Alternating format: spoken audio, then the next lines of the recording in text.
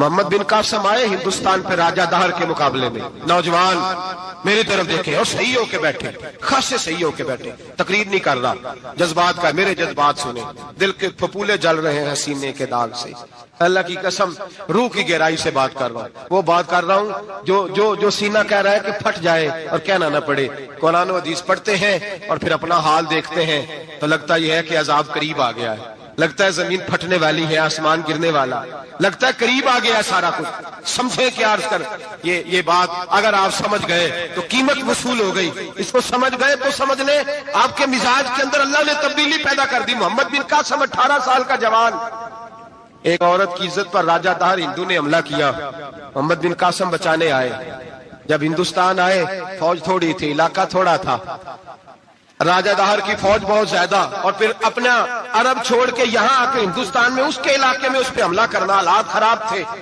محمد بن قاسم پریشان ہے، ایک بزرگ نے دیکھا، کہنے لگے پریشان کی ہو؟ کہنے لگا سوچتا ہوں علاقہ بھی اس کا، فوج بھی اس کی، میرے فوجیوں کو تو رستوں کا بھی نہیں پتا، کیسے جنگ کریں گے، کدھر سے آئیں گے، اور پھر ہمیں زبان بھی نہیں آتی، کیسے کام ہوگا، ڈر رہا ہوں۔ 2-4 دن گزرے تو محمد بن قاسم اشاش بشاش ہو گئے، اور بزرگ کہنے لگے خیر ہے، بڑے مطمئن ہو گئے ہو؟ کہنے لگے بس راجہ دہر ہم سے مقابلہ نہیں کر سکتا، راجہ دہر ہمارے مقابلے میں کھڑا نہیں ہو سکتا، وہ گرا کے گرا، وہ لڑکھڑایا کے لڑکھڑایا، ریزہ ریزہ ہو جائے گا۔ آپ کو کیسے خوشخبری مل گئی؟ کہنے لگے مجھے پتا چلا ہے کہ راجہ دہر ذہن کا گندا ہے، وہ تو چچا کی بیٹی کو نہیں چھوڑتا، ماموں کی بیٹی کو نہیں چھوڑتا، خالہ کی بیٹی کو گندی نظر سے دیکھتا ہے۔ جس کا ذہن گندا ہوتا ہے وہ کسی کا مقابلہ نہیں کر سکتا، ہمیں فتح ہوگی، فتح، وہ گرے گا۔ وہ بزرگ کہتے ہیں میں سمجھ گیا کہ واقعی سے فتح ہوگی۔ آج کشمیر کیوں آزاد نہیں ہو رہا، فلسطین میں آگ کیوں لگی ہوئی ہے؟ مسلمان جب تک ذہن کا گندا ہے کمزور ہے، جب تک ذہن کا ناپاک ہے کمزور ہے۔ حضرت سعد بن ابی وقاص رضی اللہ تعالیٰ عنہ فرمایا کرتے تھے اللہ مسلمان کی مدد اتنی دیر تک کرتا رہتا ہے جتنی دیر تک مسلمان کا ذہن صاف رہتا ہے، کردار پاک رہتا ہے۔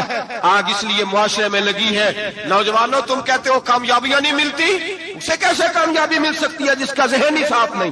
وہ کیسے دنیا کی بازی جیت سکتا ہے جس کی نگاہ ہی پاک نہیں؟ وہ کیسے آگے بڑھ سکتا ہے جس کے کردار میں پاکیزگی نہیں؟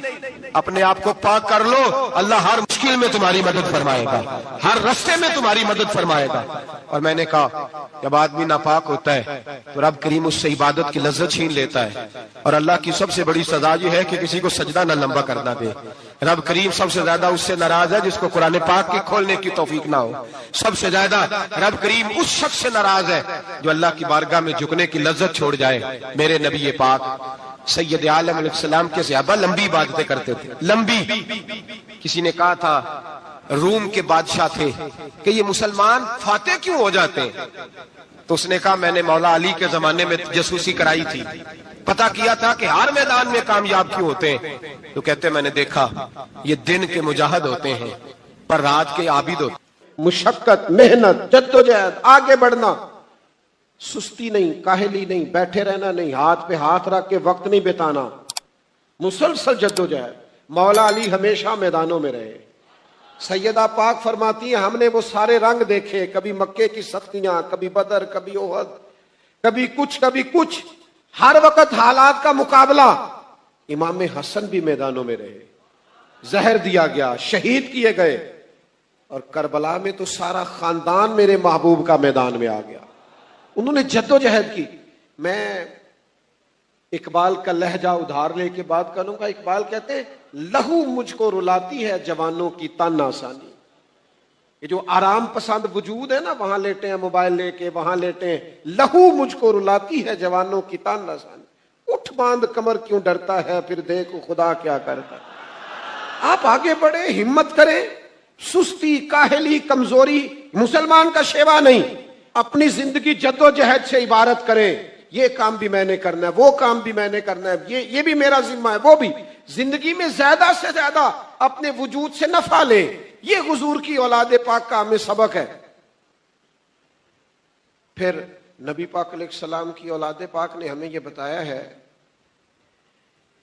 کہ استقامت جو ہے نا وہ زندگی کا حسن ہے۔ میں बड़ा परेशान होता हूं नौजवानों के इरादों से। सवेरे इरादा और है, दोपहर को इरादा और है, शाम को वो दोनों ही बदल दिए हैं, तीसरा प्रोग्राम बन गया है। अब क्या हुआ, अब मैंने फलाने मोटिवेशनल स्पीकर को सुन लिया। ओ भाई, उस बेचारे को तो खुद जरूरत है कि किसी को सुने, आप उसको सुन रहे हैं। वो खुद सुबह कुछ कहता है, दोपहर कुछ कहता है। कोई भी शख्स जो किताबों सुन्नत की रोशनी के बगैर बात करता है, उसकी बातें कच्ची रह जाती हैं। पक्की बातें सिर्फ उसकी हैं जो अपनी नहीं करता, जो कहता है मेरी तो बात बन गई है तेरी बात करते करते हैं। मैं बुलबुले खुश लहजाए गुलजारे नबी हूं, मीठी मेरी बातें हैं क्योंकि नमक खारे नबी हूं सल्लल्लाहु ताला अलैहि वसल्लम। जो किताबों सुन्नत की रोशनी में बात करे वो बात पुख्ता है। बाकी आपको कोई क्या मोटिवेट कर सकता है। मैंने बातें ज्यादा नहीं करनी, समेटने लगा हूं, गौर करना मेरी बात पर जल्दी से। इस्तिकामत, जरा ठहरे। हुजूर अलैहिस्सलाम ने फरमाया अल्लाह को वो अमल ज्यादा पसंद है, थोड़ा किया जाए पर रोज किया जाए। एक दोस्त मुझसे कहने लगे मैंने बड़े ही काम किए हैं, कामयाबी नहीं होती। मैंने कहा बड़े छोड़ दे, सिर्फ एक करे और उसको सही करके करे और बार बार करे। आपको कई लोग आएंगे, मशवरे देंगे, और फिर चले अब मौसम भी उम्दा है और मैं कह चुका हूं कि आपके अंदाज भी बड़े अनोखे हैं। लोगों की जो बातें हैं ना, बातें करने के लिए होती हैं पर सारी सुनने के लिए नहीं होती। इमाम शाफी रहमतुल्लाह अलैह फरमाया करते, लोगों की बातें पत्थरों की तरह हैं, अगर तुमने कंधों पे रख ली तो वजूद दर्द करेगा। ये लोगों की जो फजूल बातें हैं वो पैरों के नीचे रखो, कद ऊंचा हो जाएगा। हर एक की बात सुनना, फलाने ने ये कह दिया, फलाने ने कह दिया, कहता रहे जिसने जो कहना है।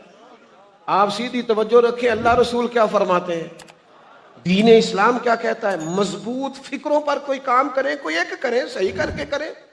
हमारे एक बुजुर्ग थे, वो कहा करते थे भाई आप दीन पढ़ते पढ़ाते हैं, कोई आपको मौलवी साहब कहे तो इस बात को फख्र समझना है, क्योंकि हम हैं भाई। बंदा जो है, देखे ना, इस आदमी के हाथों पे छाले हैं, लिबास पुराना है, मेहनत मजदूरी करता है, उसे नाज करना चाहिए इसलिए कि वो छीन के नहीं खाता, करप्शन का नहीं खाता, मेहनत करके खाता है। वो अगर डरा डरा सहमा सहमा है तो उसने ज्यादती की है अपने साथ। आप जद्दोजहद का मिजाज बनाए और इस्तकामत हो, आप में ठहराव हो, आप मुस्तकिल मिजाज हो। बड़े लोग आपको बातें बताएंगे। इमाम हुसैन करबला की तरफ जा रहे थे, फरदक शायर रास्ते में मिला। आप जा रहे थे और वो कूफे से आ रहा था। कहने लगा हुसैन ना जाइएगा। फरमाया क्यों, क्या हुआ? कहने लगा मैं हजरत मुस्लिम बिन अकील रदी अल्लाह तआला अन्हु की मुकद्दस लाश को कूफे के चौक में लटका हुआ देख के आया हूं।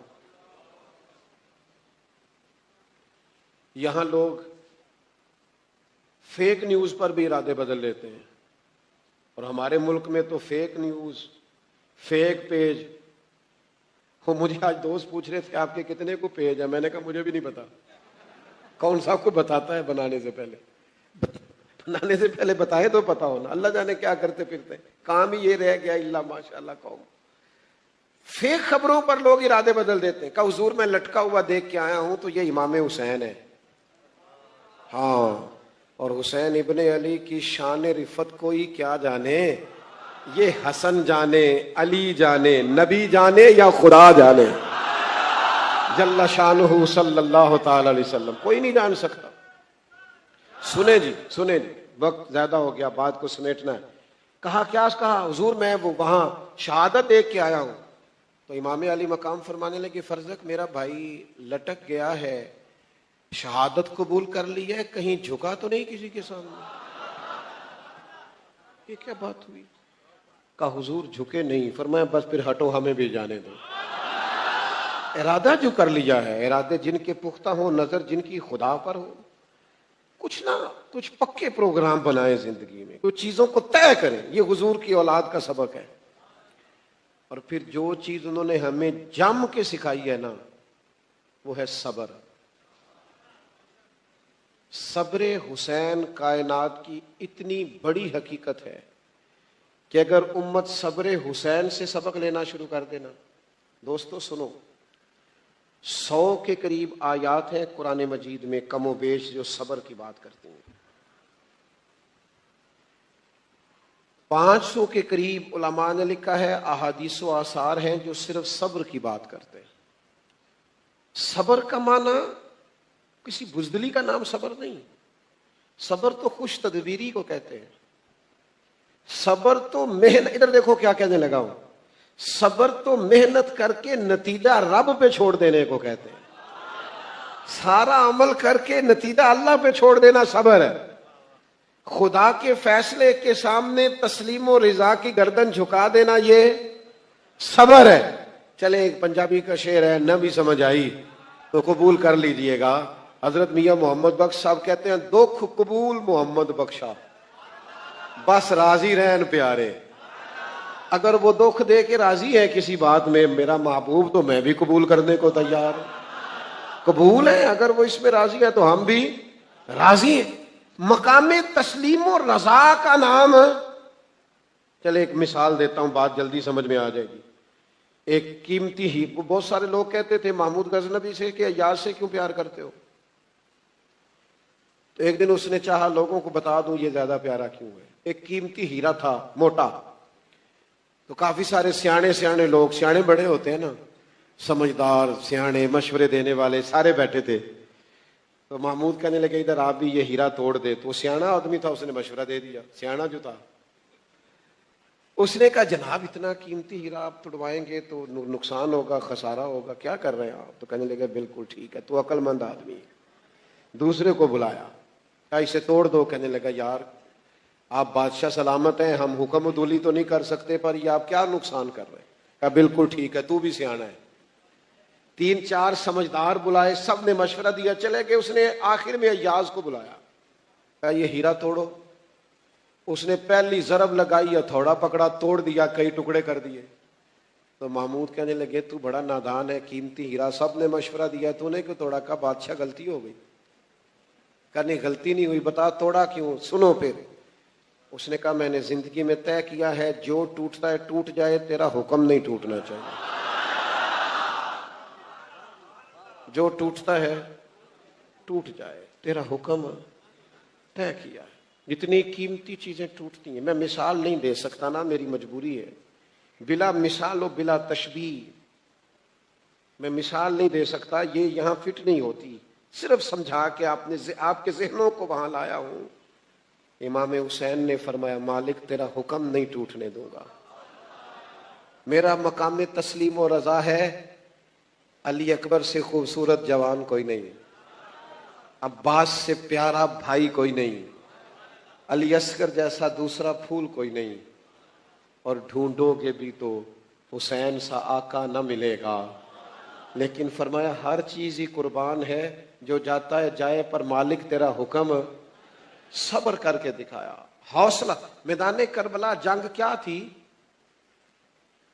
70-72، کچھ کہتے نہیں زیادہ تھے، 125 تھے. چلے ٹھیک ہے آپ 300 کر لیں، اور سامنے ہزاروں کا لشکر. ہزاروں کی جنگ کبھی 100-150 سے بھی ہوتی ہے، لیکن یہ جنگ ہوئی. حکومت 4 سال پھر بھی یزید نے کی، پر اس میں فتح امام حسین کی ہوئی. یاد رکھنا یہ جنگ تھی، فوج تھی، اسلحہ تھا، نیزے تھے، تلواریں تھیں. امام حسین کے پاس جواب میں صبر تھا. نیزے، تلواریں، تیر، برچیاں ہار گئے، اور امام حسین کا صبر جیت گیا. میرے دوستو، ہو سکتا ہے آپ کا مخالف وقتی طور پر فتح یاب ہو جائے، ہو سکتا ہے تھوڑی دیر کے لیے حضرت یوسف علیہ السلام کو جیل میں جانا پڑ جائے، ہو سکتا ہے وقتی طور پر کچھ حالات کا دائرہ اور ہو جائے، لیکن صبر کا دامن نہ چھوڑنا، اس لیے کہ ہمیشہ صبر جیتا کرتا ہے. کیوں جیتتا ہے؟ کہ ان اللہ مع الصابرین، اللہ صبر کرنے والوں کے. تو صبر ہمیشہ، میری ملت کے جوانوں میں صبر نہیں. یہ سویرے انقلاب چاہتے ہیں، 8 دن محنت کر کے 9ویں دن انقلاب چاہتے ہیں. اتنی جلدی نہیں بھائی نا. میں کہہ چکا ہوں کہ امام حسین نے سارے کنبے کی شہادت پیش کر دی، پر یزید 4 سال پھر بھی حکومت کر گیا. لیکن پھر یوں مٹا، یوں گھیر کے مارا ہے پھر امام حسین نے یزید کو کہ اب کوئی نام بھی لینے کو تیار نہیں. آپ کا جو صبر ہے نا، صبر، اس میں فنا ہو جائے گا آپ کا دشمن. پھر اپنی ساری گفتگو دہراتا ہوں. ایک تو پیار کرنا ہے تو ذرا رج کے کرنا ہے، احترام کرنا ہے تو عقیدتوں سے، فیض لینا ہے تو ڈٹ کے لینا ہے. اور پھر ہم نے ان سے سیکھنا ہے. ہم نے فقیری کو مظلومیت نہیں بنانا، فخر بنانا ہے. ہم نے فقر کو اور فاقے کو بھی اس طرح قبول کرنا ہے جو رنگ رسول کریم علیہ السلام نے ہمیں عطا کیا ہے. اور پھر ہم نے اپنی اولادوں کو اعلیٰ اخلاقی اقدار سکھانے ہیں، آداب سکھانے ہیں، جد و جہد سکھانی ہے، محنت سکھانی، سستی نہیں، کاہلی نہیں، بزدلی نہیں، آگے بڑھنا اور بڑھتے چلے جانا، محنت کرنا اور کرتے چلے جانا. وہ ہمارے شیخ کہا کرتے تھے زمین کے اوپر کام، نیچے جا کے آرام. ڈیوٹی، ذمہ داری، خدمت کرتے چلے جائیں، اور پھر استقامت، اور پھر صبر، اور پھر آپ نے نتائج سارے اپنے رب کریم پہ چھوڑ دینے. اس لیے کہ جو نتیجہ بارگاہ خداوندی سے ملتا ہے وہ بڑا ہی باکمال ہوتا ہے. ایک آخری بات بھی عرض کر لوں آپ دوستوں سے، اگر آپ زیادہ توجہ کریں تو. امام حسین کا نماز سے بڑا پیار ہے، قرآن پاک سے بڑا پیار ہے. نمازی تو آپ ماشاءاللہ پہلے سے ہی ہیں، جو میں کہہ رہا ہوں اسے آپ نے سمجھنا ہے. میں کہہ رہا ہوں امام حسین کا نماز سے پیار ہے. آپ نے نماز سے پیار کرنا شروع کرنا ہے، اس سے پیار ڈال لیں، محبت شروع کریں نماز سے. نماز کا اہتمام بھی پیار سے، ادائیگی بھی پیار سے. امام حسین فرمایا کرتے تھے مجھے سجدوں سے بڑا پیار ہے. یہ سجدوں سے محبت شروع کریں. مجھے سوز دے، مجھے ساز دے، مجھے نیم شب کا نیاز دے، دم سجدہ خود کو توڑ دوں، مجھے ایسا ذوق نماز دے. سجدوں سے. اور قرآن پاک سے بھی پیار، خوب پیار کریں قرآن پاک سے. کوئی آیت لیں، اس کا ذرا مفہوم دیکھیں، عالم صاحب سے پوچھیں کہ یہ آیت کیا بات کرتی ہے، اس میں رب کریم کی کیا منشا ہے. قرآن مجید کی تلاوت، قرآن مجید سے محبت، کبھی سورہ ملک سے پیار، کبھی سورہ یاسین سے پیار، کبھی سورہ علم نشرح سے پیار، کبھی سورہ اخلاص سے پیار. تھوڑی سی محبت ڈالیں. کبھی کبھی رکا دیا کریں جب محفل ہو رہی ہو تو کہا دل بڑا کر رہا ہے آج سورہ رحمان کی تلاوت سنائیں. مسلمان کی زندگی میں دعاؤں کا بہت زیادہ اثر ہوتا ہے. دعائیں لگ جایا کرتی ہیں، دعائیں اپنا رنگ دکھایا کرتی ہیں، دعائیں اپنا اثر رکھتی ہیں، اور انسان کے گرد جو چیز حصار بن کر اس کی حفاظت کرتی ہے وہ بھی دعا ہوتی ہے. دعائیں کرنی بھی چاہیے. نبی کریم علیہ السلام نے فرمایا جو اللہ تعالیٰ سے نہیں مانگتا اللہ اس سے ناراض ہو جاتا ہے.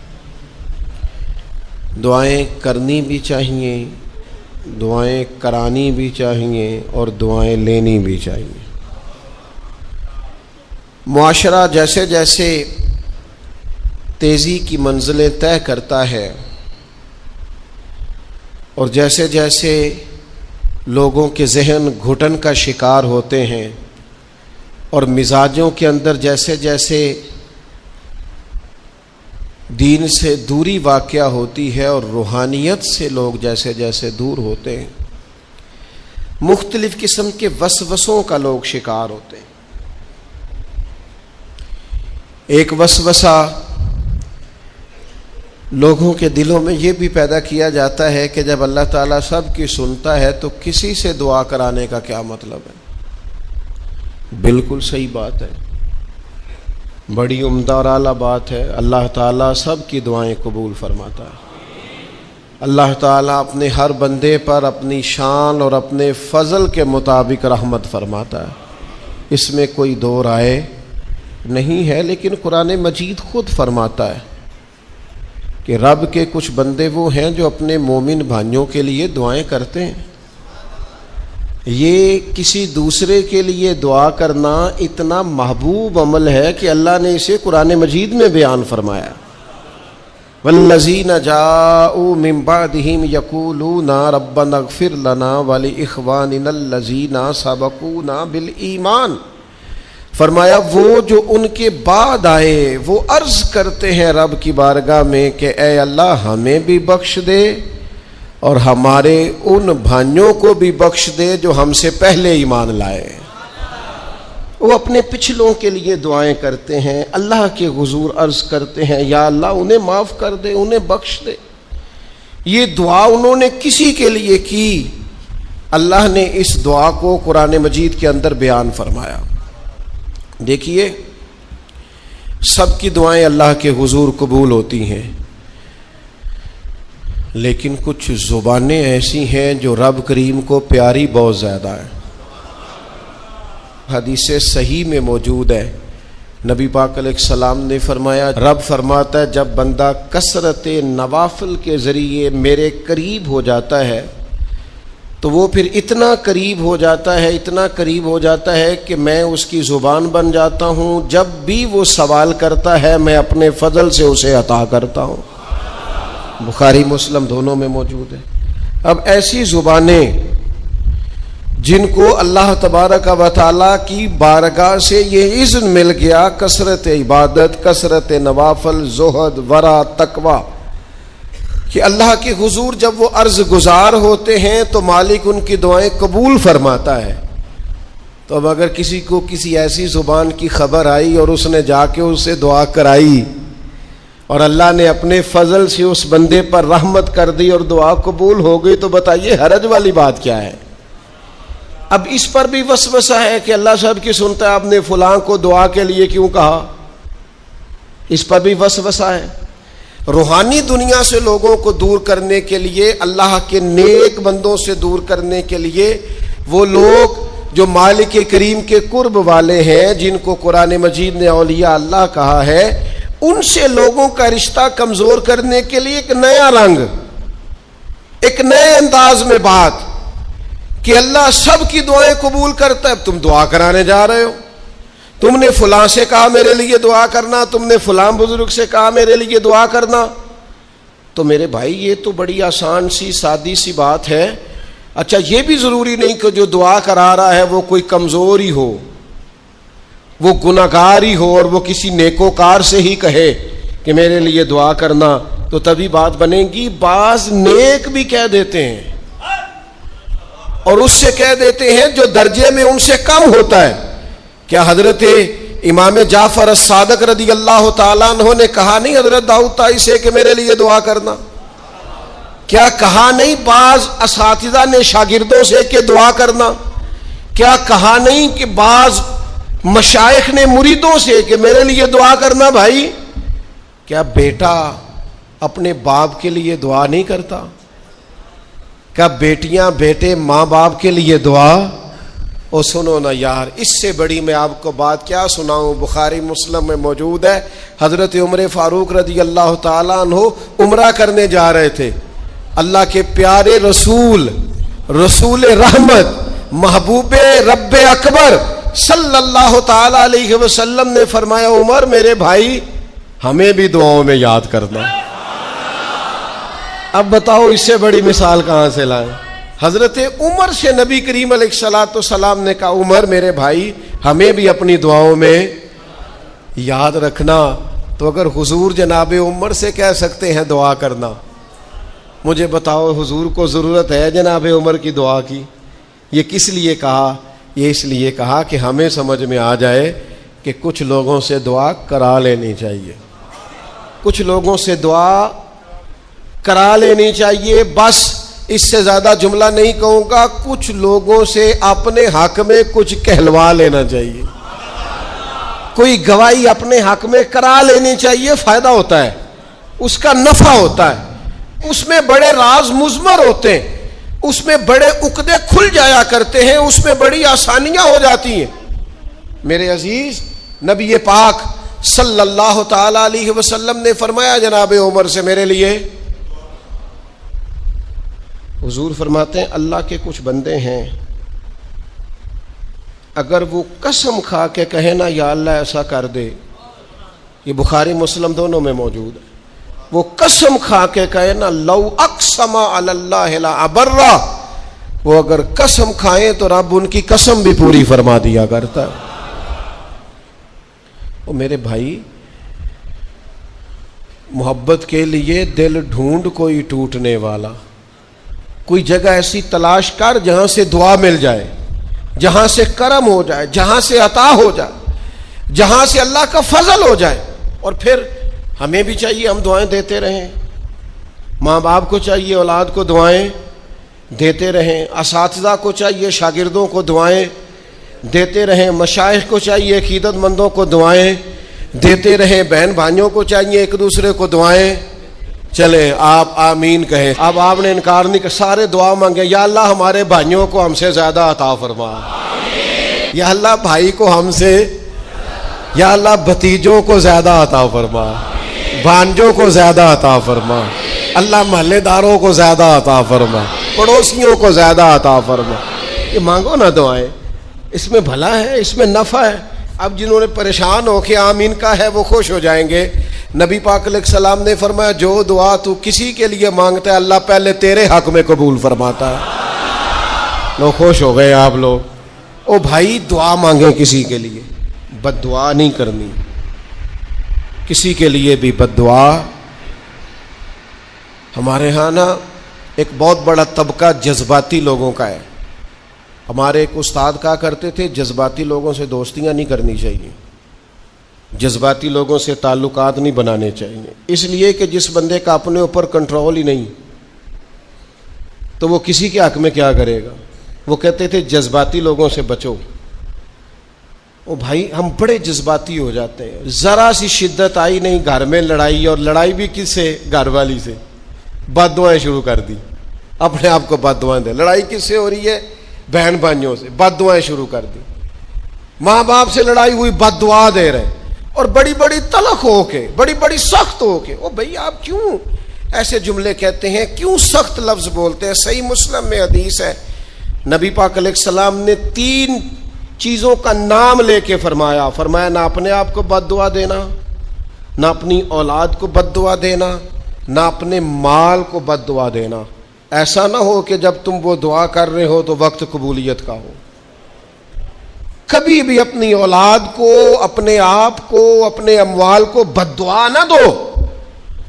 کیوں ایسے جملے بولتے ہو؟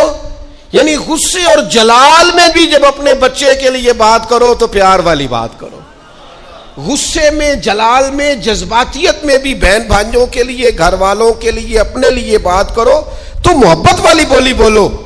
کبھی بھی اپنے لفظوں کو سخت نہ کرے۔ ہمارے ہاں 1 منٹ لگتا ہے، لوگ کہتے ہیں اللہ کرے میں مر جاؤں، اللہ کرے میں تباہ ہو جاؤں، اللہ کرے میں۔ او بھائی تو ٹھہر جا، اللہ تعالیٰ نے زندگی تجھے اپنے فضل سے عطا فرمائی ہے، تجھے کیا مصیبت بن گئی ہے، تو کہاں سے نکلا ہے، تو کہاں پہنچ گیا ہے، تو کیسے کہتا ہے میں مر جاؤں؟ تو اپنی جان کا مالک ہی نہیں۔ تو مالک ہوتا تو اپنی مرضی کے خاندان میں پیدا ہوتا، اپنی مرضی کی تاریخ کو پیدا ہوتا، اپنی مرضی کے ملک میں پیدا ہوتا۔ تو اپنی جان کا مالک ہی نہیں۔ مالک تو وہ ہے جس نے اپنی مرضی کی جگہ پہ پیدا کیا ہے، اپنی مرضی کا وقت دیا ہے۔ تو کیسے کہتا ہے میں مر جاؤں؟ نہیں، تو مر سکتا، اپنی مرضی سے مرے گا تو خودکشی حرام ہے، اور رب رسول کے راستے میں مرے گا تو شہادت کی موت نصیب ہوگی، ہمیشہ کی زندگی ملے گی۔ وَلَا تَقُولُوا لِمَن يُقْتَلُ فِي سَبِيلِ اللَّهِ أَمْوَاتٌ۔ لہذا جذباتیوں کی بد دعائیں کرنا اور سخت بد دعائیں کرنا۔ میرے ابا جی بھینس کو بد دعا دینے سے بھی منع کرتے تھے، اور میں کبھی کبھی حیران، جب ہم نے یہ حدیثیں پڑھی نا بعد میں کہنا سا یار ان پڑھ بندیاں نے کتوں سبق لیا۔ جانور کو، بھینس کو، وہ کسی وقت وہ تنگ آتے نا تو کوئی سخت لفظ کہتا تو کہتے نہ بھائی مال نو بد دعا نہیں دئی دی۔ تو اس وقت تو مطلب سمجھ نہیں تھی کہ یار مطلب مال نو بد دعا نہیں دئی دی، ایڈی کیڑی میرا مطلب ہے مشکل ہے، ان بندہ ماجی نو بھی مندہ نہ آکھے۔ لیکن وہ جب روایات پڑھیں بعد میں تو سمجھ آئی کہ کچھ علوم کتابوں میں ہیں، اور چونکہ مسلمان سینہ بسینہ آ رہے ہیں تو کچھ تربیتیں ایسی ہیں جو لفظوں میں تو نہیں، لیکن بڑے بوڑھوں نے جو سنا سیکھا ہے وہ اپنے پلے سے باندھا ہوا ہے، انہوں نے اپنی گرہ سے اچھی طریقے سے کر کے باندھا ہے۔ بد دعا نہیں، آپ دعا کریں، آپ اچھے لفظوں میں، اور کوئی بندہ مل جائے نا۔ میں ویسے نے کئی دفعہ کہا ہے، پھر کہتا ہوں، آج کل نا کو میرے جیسے بندے کو چلو اونچی کرسی پہ بیٹھتا ہے, نماز پڑھاتا ہے, پگڑی باندھتا ہے, تو کوئی بندہ نیک سمجھ بھی لے تو دعا نہیں کراتا, فوٹو ہی لیتا ہے. پہلے لوگ دور سے آتے تھے تو آ کے کہتے تھے دعا کرانے آئے. اب وہ کہتے ہیں بڑی دور سے چل کے آیا ہوں جی, بڑی مہربانی. تو کہتے ایک فوٹو مل جائے گی. وہ اللہ کے بندے, ہم دعا دے رہے ہیں تو فوٹو لے رہا ہے. پھر ایک اور گل آج کل بڑی عام ہے, وہ کہتے جی ذرا یادگیری رہندی ہے. تو میں کہ غوث پاک دی تے کوئی فوٹو نہیں, سانو تے ہر ویلے یاد رہندے نے, کوئی فوٹو نہیں, ہمیں تو کبھی نہیں بھولے. خواجہ اجمیر کی کوئی فوٹو نہیں, ہماری نس نس میں آباد ہے. امام اعظم ابو حنیفہ کی کوئی فوٹو نہیں, لیکن ہم تو حنفی ہیں, ان کا نام لے لے کے جیتے ہیں. میرے حضرت صاحب کے ساتھ کوئی فوٹو نہیں. جرت ہی نہیں تھی, اتنے قابل ہی نہیں تھے کہ ساتھ کھڑے ہو سکے.